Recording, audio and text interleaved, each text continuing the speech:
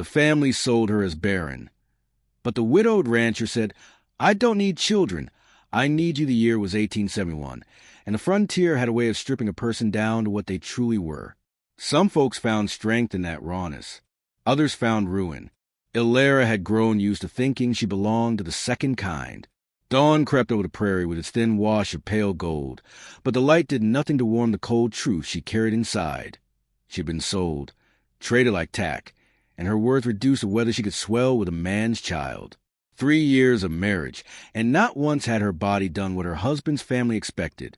They had whispered at first, as if shame were a coyote that might bite if it heard its own name. Then the whispers had grown sharper, louder, until even the walls of the little farmhouse seemed to echo that single word. Barren, her husband Jeb, had not defended her once. He had not even pretended to try. At first, he'd merely avoided her eyes. Later, he avoided the house entirely. When he did come home, he smelled of whiskey and dust, and his voice carried the bitterness of a man looking for someone smaller than himself to punish. Ilera had learned to stay quiet. Quiet meant safety. Quiet meant fewer bruises. Quiet meant a chance to survive another day in a place that had ceased to feel like home long before the decision to sell her was spoken aloud. But she had heard it. She had heard every word. "We can't feed a mouth that gives nothing back," Jeb's father had muttered over the supper table. "There's a trader coming through next week. He'll take her, might even give us coin." Ilera had kept her eyes on her plate, though the stew turned tasteless in her mouth. She had learned to school her face into calm, even when her stomach twisted and her heartbeat roared like a flood. Jeb had not looked at her once, not even when the deal was confirmed, not even when the old man spoke of her, as if she were a mule gone lame. And so, at sunrise, with a wind that carried the scent of impending rain, the family loaded her into the back of their wagon. No luggage, no farewell, no shred of kindness, only the weight of their decision, pressing down on her like a stone she could not lift. The trading post where they delivered her stood at the crossing of 2 dusty trails. It was a place where men spat freely, gambled loudly, and kept their hands to themselves only when they feared the pistol on another man's hip. The scent of smoke and sweat clung to the wooden beams. Laughter rose and cracked like whips. Barrels of supplies lined the porch, and horses stamped their hooves in the dirt, uneasy with the tension that always hung in the air. The man who intended to buy her, Carver, wore a coat too fine for such a place. His mustache curled like a sneer, and his eyes sparkled with the greed of someone who saw opportunity in the misery of others. He inspected Ilera the way one might inspect a saddle, turning her by the shoulders, checking her wrists, peering at her face. "She's a quiet one," Jeb's father said, his voice thick with false pride. "Don't talk back. Don't cause trouble." Carver smiled. "Quiet's good. Quiet's valuable." Jeb stood by, arms crossed, offering no more than a grunt. For a brief moment, Ilera had searched his face for some sign of hesitation, some flicker of guilt or reluctance, but she found nothing except relief. Relief that she would no longer be his burden. The exchange was fast. A clink of silver coins, a nod, a tightening of the rope around her wrists as Carver took her arm. She felt the weight of the moment pressed deep into her bones. She did not struggle. She did not cry. She only breathed, slow and steady, as if each breath might be her last claim to humanity. Carver dragged her behind him toward the back of the trading post, where his wagon sat loaded with crates and bundles covered in canvas. Men watched her with a casual interest reserved for a stray dog wandering into camp, some amused, some indifferent, some calculating. "Get up," Carver snapped, jerking the rope. Her legs obeyed. Her voice stayed inside her chest, locked there like a secret she might never speak again. Carver shoved her into the wagon, tying her to a beam. The wood smelled of cured leather and mold. Her wrists stung where the rope rubbed raw skin. She closed her eyes briefly and let the darkness wash over her. She did not pray. She had forgotten how. Hours passed, or perhaps it was only minutes. The sound of shattering glass broke the quiet. Angry shouts erupted near the front of the trading post. Carver cursed and jumped down from the wagon, leaving her alone. Footsteps thundered. A brawl had broken out. Voices rising, fists slamming, chairs scraping. The chaos swelled like a storm. She tugged at the rope once, twice. It did not budge. Her heartbeat quickened. The fighting moved closer, men stumbling, yelling. The wagon rocked as someone crashed into it. The rope loosened. Barely, but enough. She twisted, ignoring the pain slicing across her skin. The rope slipped another inch. A boot slammed against the wagon wall, and the impact freed the knot. Elara didn't wait. She yanked her hands loose, grabbed the canvas, and threw herself out of the wagon, hitting the ground hard. Gunshots cracked through the air. She scrambled to her feet. A shadow lunged at her. She ducked and stumbled away from the trading post, away from Carver, away from everything that had led her here. The prairie stretched ahead, wild, open, merciless, but free. She ran. Her breath tore through her lungs. The wind whipped her hair across her face. Behind her, Carver's voice rose among the others, shouting orders. Her bare feet pounded the dirt. Rocks sliced the skin of her soles. Still she ran. A howl cut through the air, long, low, and hungry. Coyotes, following the scent of desperation. The sky darkened with heavy clouds. Thunder grumbled like a warning. Elara stumbled, fell to her knees, pushed herself up again. She had always imagined fear as something sharp, but this fear was wide and heavy, a weight pressing against her ribs. Yet beneath it, something else flickered, a stubborn, trembling will to live. The prairie grasses slapped against her legs. Her dress tore. The clouds erupted, rain pouring in sheets that blinded her, soaked her, chilled her to the marrow. Lightning split the sky, illuminating the endless horizon. No shelter, no hope, no sign of mercy. Her foot caught on a hidden rut. She crashed forward, sliding through mud. For a moment she remained there, face pressed to the earth, breath shallow, body shaking. She could surrender. It would be easy. The storm would swallow her. Carver would never find her. Her story would end as quietly as it had begun. But then another flash of lightning revealed a fallen tree a short distance away, its great trunk hollowed by rot, offering a narrow shelter from the storm. Elara crawled toward it, dragging herself through the mud. She squeezed into the hollow, curling her bruised limbs close to her body. Rain hammered the outside. Coyotes howled again, closer now. She picked up a jagged piece of wood lying near her feet, gripping it like a weapon though her hands trembled violently. The night stretched on. Every time she closed her eyes, images flashed. Carver's greedy smile, Jeb's cold stare, the clink of silver coins sealing her fate. She forced herself to stay awake, listening to the rain, the wind, the growls of approaching predators. Fear kept her alert. Pain kept her alive. When dawn finally broke, the storm had passed. The sky blazed with hues of rose and amber. Elara emerged slowly, stiff and shivering. Her dress clung to her like a second, colder skin. Her throat burned with thirst. Her stomach felt hollow, as though the night had carved out pieces of her. She staggered across the field, unsure of direction, unsure of anything except that she could not stay where she was. If Carver sought her, he would not be alone. Men like him rarely forgave theft, especially when the stolen object was a woman meant to profit them. As she crested a small ridge, she saw movement in the valley below. A lone rider, dark against the morning light, approached at a steady pace. His black coat billowed. His hat cast a shadow across his features. The horse beneath him was strong, its breath steaming in the cool air. Elara's vision blurred. She tried to call out, but her voice failed. Her knees buckled. The world tilted. She collapsed onto the dew-coated grass. Hoofbeats thundered closer. A voice, deep and steady, broke through the ringing in her ears. "Easy there, you're safe now." And then everything went dark.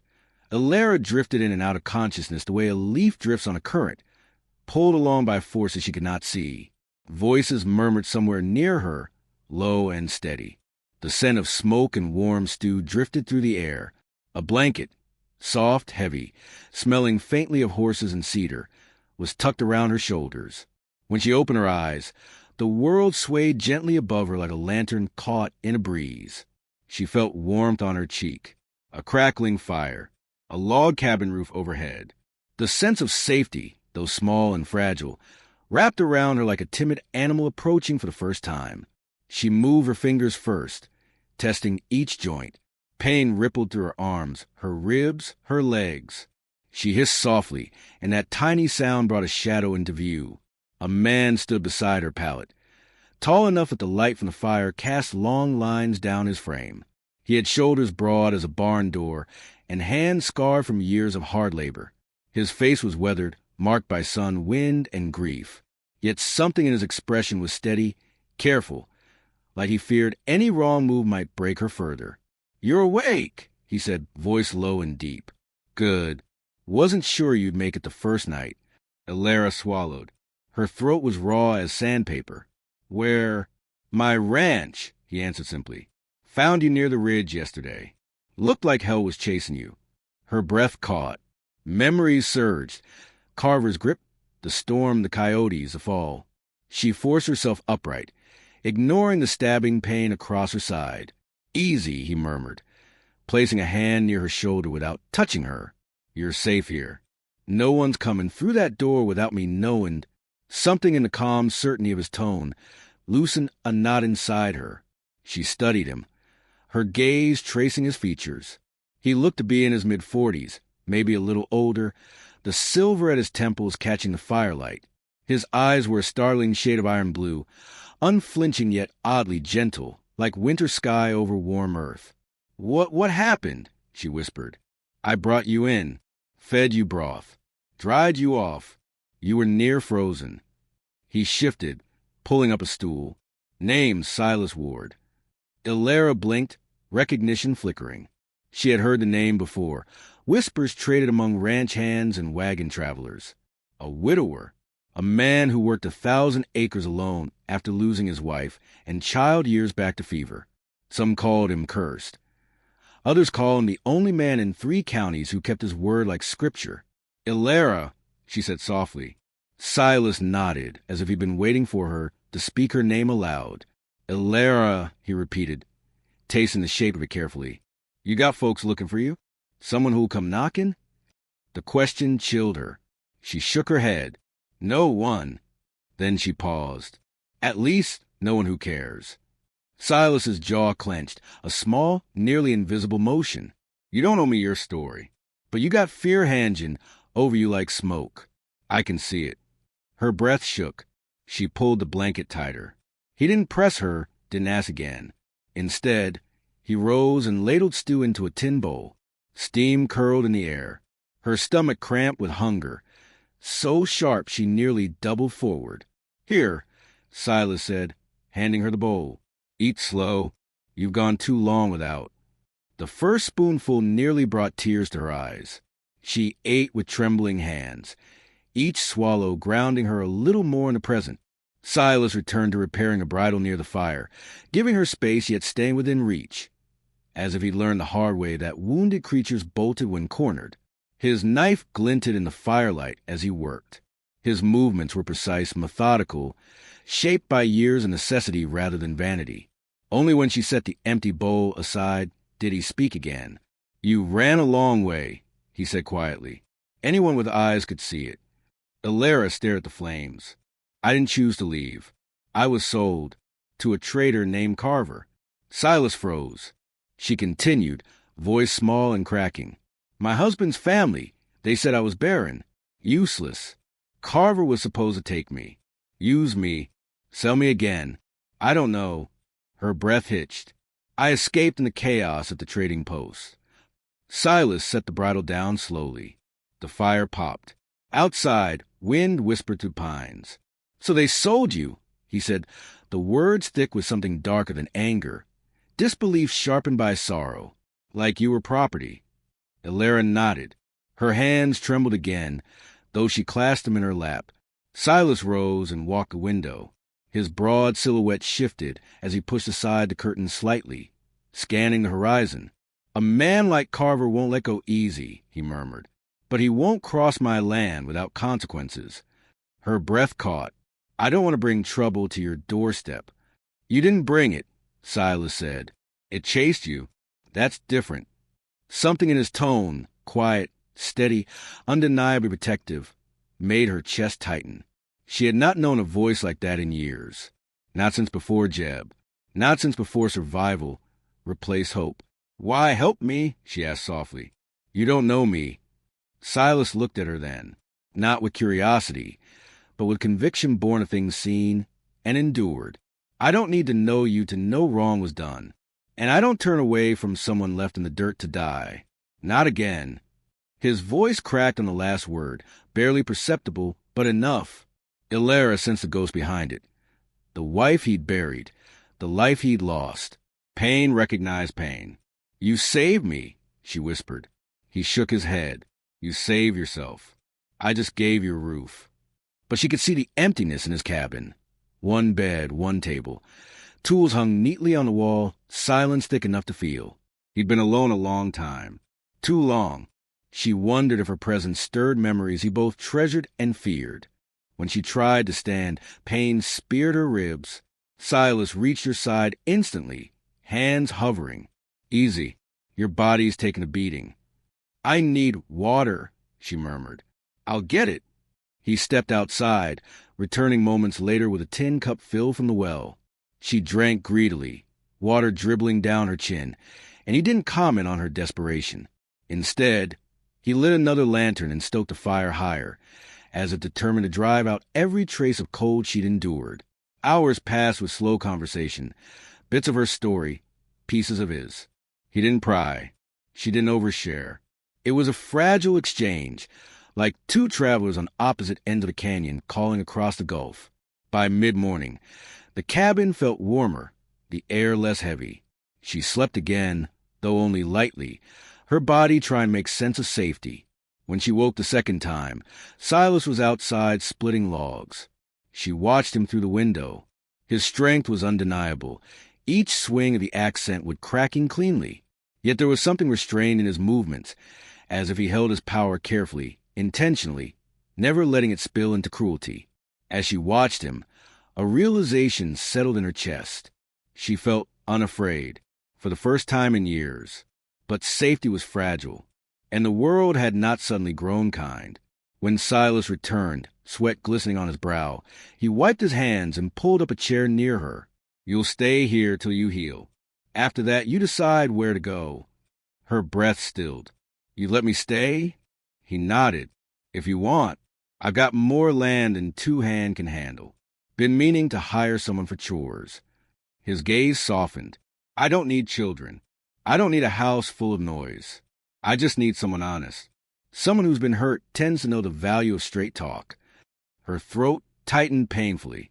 To be wanted, not as a wife, not as property, not as a burden, but as a human being, felt like a blessing she didn't deserve. "I can work," Ilera whispered. "I can do chores. I can help." "I know," he said quietly. "You've been surviving alone a long time. Work won't scare you." A knock suddenly slammed against the cabin door. Ilera stiffened. Fear shot through her veins like wildfire. Silas rose, slow and deadly calm. His hand went to the revolver on the mantel. He didn't draw it, but he rested his fingers on the grip. Another knock. Harder this time. Silas stepped to the door. "Stay behind me," he murmured without looking back.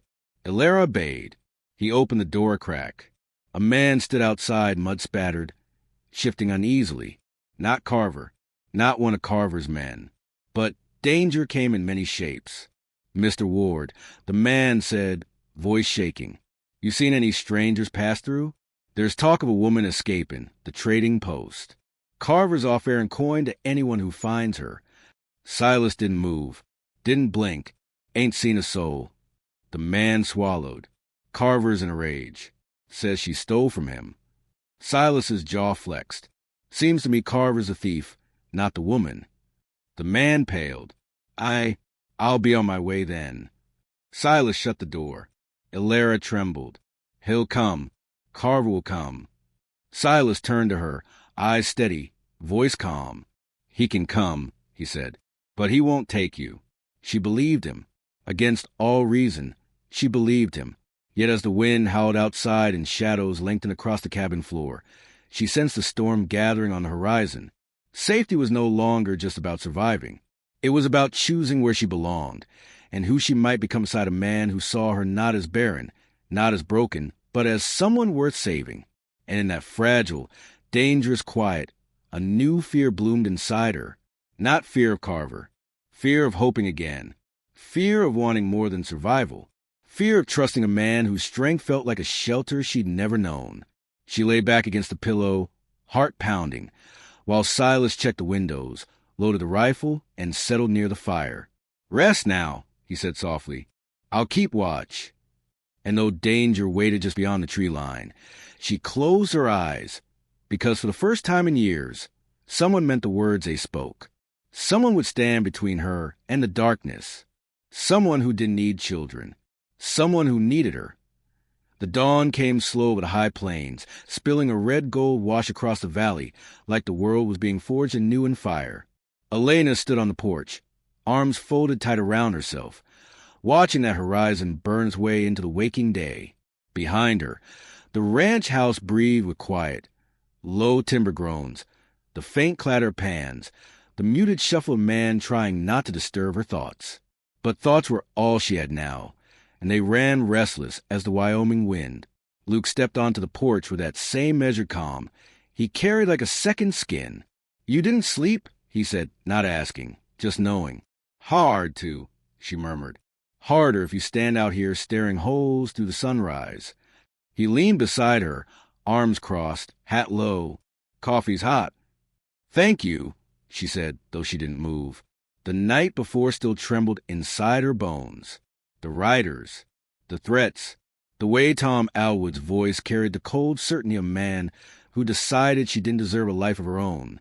And worse, how he'd spat the word Barren like it was proof she was less than a woman, less than anything. Luke hadn't said a word after they left. He'd simply walked behind her, placed a hand on her shoulder, and stayed close until the lamps were out. But silence was its own kind of worry. She could feel it wrap around him now, like a stretched wire ready to snap. "He'll be back," Elena whispered, her breath fogging in the morning chill. Luke didn't deny it. That alone made her heart sink. "I know," he said quietly. A long moment stretched. The wind picked up, tossing dust and the faint scent of early sage across the yard. Somewhere in the barn, one of the horses snorted sharply. Picking up on the tension neither of them could outrun. Finally, Elena turned. "Luke, maybe I should go." His head snapped slightly, not fast but sharp enough to reveal the blow her words delivered. "Go where?" "Away from here. Far from Tom. Far from this trouble. You don't owe me protection." "No," he said, jaw ticking. "But I gave it." She swallowed. "He wants me gone." Luke lifted his gaze to hers, and in those river-gray eyes she saw something fierce, something breaking through the quiet. "I don't give a damn what he wants. This ranch is mine. My life is mine. And I choose who stand beside me." Her breath trembled. "He'll hurt you." "He'll try." The matter-of-fact way, he said it scared her more than Tom's threats. She stepped back, hand shaking. "I don't want your blood on my conscience." Luke's hand came to her arm, not gripping, just grounding. "Elena, look at me." She did. "You're not a burden. You're not a curse. And you're not leaving." "Luke." No, his voice softened, warmed. "I need you here." Her heart faltered in a way that felt both terrifying and strangely right. But before she could speak, movement caught her eye, dust rising beyond the far fence line. Fast, purposeful, Luke followed her gaze. 3 riders. Elena's stomach dropped. Already. He didn't answer. He simply stepped off the porch and walked toward the barn with quick, sure strides. She followed, breath tight, nerves singing like stretched wire. Inside, he grabbed his rifle, checked the chamber, strapped on the belt he'd worn only in dire need. "Stay inside," he said. "No. Elena, I'm not hiding anymore." Her voice cracked, but her spine held straight. Not from him. Not from anyone. Luke looked at her for several seconds, weighing something deep inside himself. Then he nodded once. "Stay behind me, no matter what." The riders slowed as they entered the yard, hooves clattering against the packed earth. Tom Alwood sat at the front, face twisted with righteousness and something far uglier. Behind him were Hank Dobbs and Jay Skinner, men whose loyalty could be bought with coin or cruelty, whichever paid faster. Tom pulled his horse to a halt 10 yards out. "Morning, rancher," he said, his tone dripping with smirk. "Looks like you're up early." "Shame it'll be your last sunrise." Luke didn't flinch. "State your business." Tom leaned forward in his saddle. "I've come for my property." Elena stepped out then, moving to stand just behind Luke's shoulder. "I'm not your property," she said, voice steady despite the quake inside her chest. Tom's eyes narrowed into hateful slits. "Your wife until death. Maybe I'll help bring that around quick." Luke lifted his rifle, just enough to send a message. "You'll ride out of here now." Hank and Jace shifted uneasily. Tom didn't. "You think you can stand between a man and his rights?" Tom spat. "That Barren woman owes my family debt. The price was paid the day you sold her like cattle." Luke shot back. "She doesn't owe you a damn thing." Tom's face went purple with rage. "Then I'll take my payment in other ways." He reached for his gun. Luke moved first. The world cracked open with a blast of rifle fire. Elena dropped behind the trough, heart pounding as dust exploded around her. Hank fired wild. Jace ducked low, and Tom's horse reared violently as Luke's shot grazed its flank. "Stay down!" Luke barked over the thunder of hooves and gunfire. But she couldn't stay down, not when she saw Tom dismount and stalk toward the barn, pistol drawn, hatred burning like wildfire. She scrambled along the ground, slipping into the shadow of the wagon. Her palms stung, her knees scraped, but fear drove her forward. Luke stepped out from the side of the corral, firing with deadly precision. Hank went down clutching his shoulder, screaming curses into the dirt. Jace fled for the far fence, losing his nerve in the chaos. But Tom kept coming. "Elena," he roared, "you think you can shame me? You think you're worth dying for?" A strange calm came over her then. She rose behind the wagon, gripping a loose board, heart hammering but mind clear. Tom stormed past, blind with rage, back turned. "Tom," she said. He spun. She swung with all the strength she denied in herself for years. The board cracked across his jaw, sending him stumbling. His gun clattered away. Shock painted his face, as if the barren woman he despised could not possibly lift her hand against him. Before he could recover, Luke was there, fist connecting with Tom's gut, then jaw, then temple. Tom crumpled, groaning into the dirt. Silence fell heavy and wide. Elena stood frozen, chest heaving. Luke placed a steadying hand on her shoulder. "Are you hurt?" "No," she whispered. "But he'll be back. Men like him don't give up." Luke shook his head. "No, this ends now." He dragged Tom up, binding his hands with rope, ignoring the man's sputtering threats and curses. Hank lay moaning, bleeding but alive. Jace was long gone, riding fast for anywhere but here. They hauled Tom to his horse, tied him to the saddle like the outlaw he was, and Luke pointed toward the east road. "You're going to ride to Casper and turn yourself in. Assault, trespass, attempted abduction. You'll stand trial before men who still believe law means something." "You can't," Tom choked. "I can," Luke growled, tightening the ropes. "And I will." Tom sputtered more threats, but the fear in his eyes was real now. When the horse was set loose, it bolted eastward, carrying Tom toward the justice he'd spent his life avoiding. Hank followed, limping and cursing, clutching his wounded arm, knowing he had no strength to fight. When the dust finally settled, the yard lay quiet except for the distant gallop of retreating hooves. Luke exhaled long and slow. Elena leaned against the wagon, trembling as the weight of it all crashed into her. "It's over," she whispered. "For now," he said honestly, "but the law will take him. And men like him, they break behind bars long before the rope ever touches their neck."